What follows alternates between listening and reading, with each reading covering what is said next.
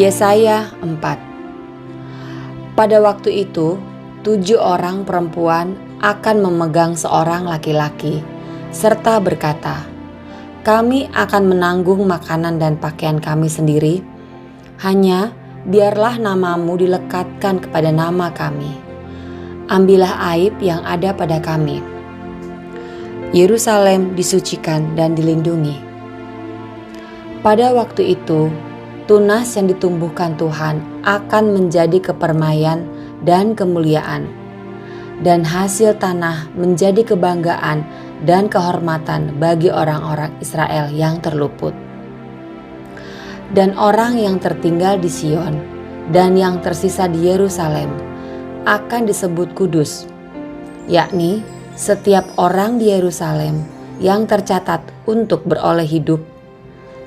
Apabila Tuhan telah membersihkan kekotoran putri Sion dan menghapuskan segala noda darah Yerusalem dari tengah-tengahnya dengan roh yang mengadili dan yang membakar, maka Tuhan akan menjadikan di atas seluruh wilayah gunung Sion dan di atas setiap pertemuan yang diadakan di situ segumpal awan pada waktu siang dan segumpal asap serta sinar api yang menyala-nyala pada waktu malam. Sebab di atas semuanya itu akan ada kemuliaan Tuhan sebagai tudung, dan sebagai pondok tempat bernaung pada waktu siang terhadap panas terik, dan sebagai perlindungan dan persembunyian terhadap angin ribut dan hujan. Yesaya 5. Nyanyian tentang kebun anggur. Aku hendak menyanyikan nyanyian tentang kekasihku, nyanyian kekasihku tentang kebun anggurnya. Kekasihku itu mempunyai kebun anggur di lereng bukit yang subur.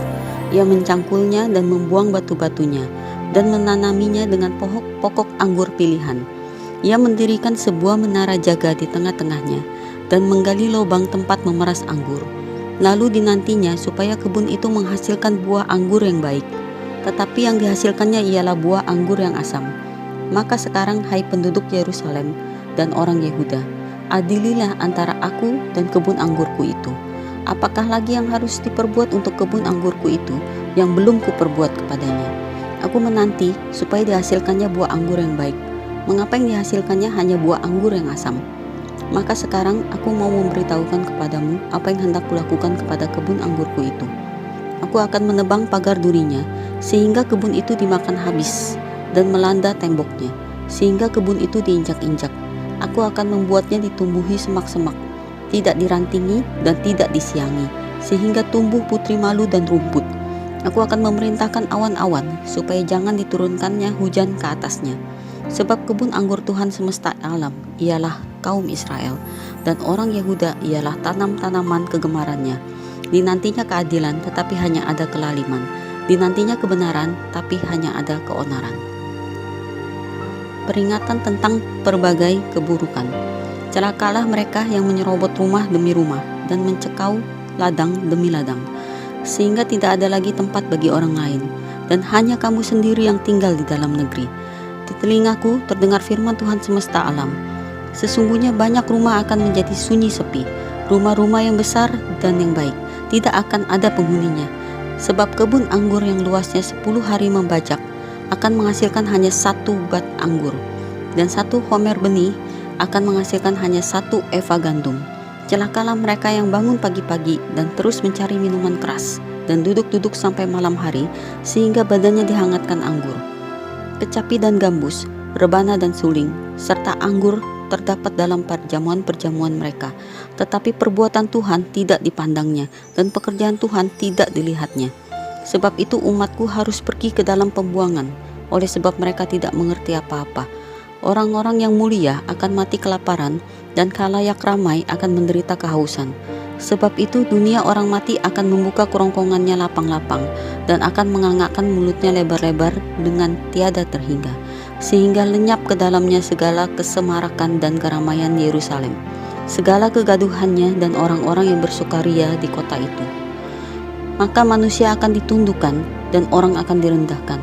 Ya, orang-orang sombong akan direndahkan, tetapi Tuhan semesta alam akan ternyata maha tinggi dalam keadilannya, dan Allah yang maha kudus akan menyatakan kekudusannya dalam kebenarannya. Maka domba-domba akan makan rumput di situ seperti padangnya sendiri, dan kambing-kambing akan mencari makan dalam reruntuhan gedung-gedung orang kaya.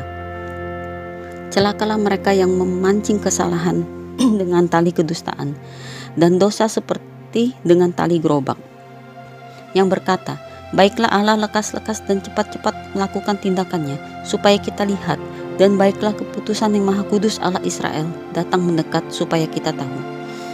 Celakalah mereka yang menyebut kejahatan itu baik dan kebaikan itu jahat, yang mengubah kegelapan menjadi terang dan terang menjadi kegelapan, yang mengubah pahit menjadi manis dan manis menjadi pahit.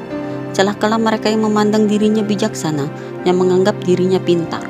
Celakalah mereka yang menjadi jago minum dan juara dalam mencampur minuman keras, yang membenarkan orang fasik karena suap, dan yang memungkiri hak orang benar. Sebab itu seperti lidah api memakan jerami, dan seperti rumput kering habis lenyap dalam nyala api, demikianlah akar-akar mereka akan menjadi busuk, dan kuntumnya akan berterbangan seperti abu. Oleh karena mereka telah menolak pengajaran Tuhan semesta alam dan menista firman yang maha kudus Allah Israel. Bangsa asing menjadi alat murka Tuhan. Sebab itu bangkitlah murka Tuhan terhadap umatnya. Diacungkannya tangannya terhadap mereka dan dipukulnya mereka. Gunung-gunung akan gemetar dan mayat-mayat mereka akan seperti kotoran di tengah jalan. Sekalipun semuanya itu terjadi, murkanya belum surut dan tangannya masih teracung. Ia akan melambaikan panji-panji kepada bangsa yang dari jauh dan akan bersuit memanggil mereka dari ujung bumi. Sesungguhnya mereka akan datang dengan segera, dengan cepat. Tiada yang lelah dan tiada yang tersandung di antaranya.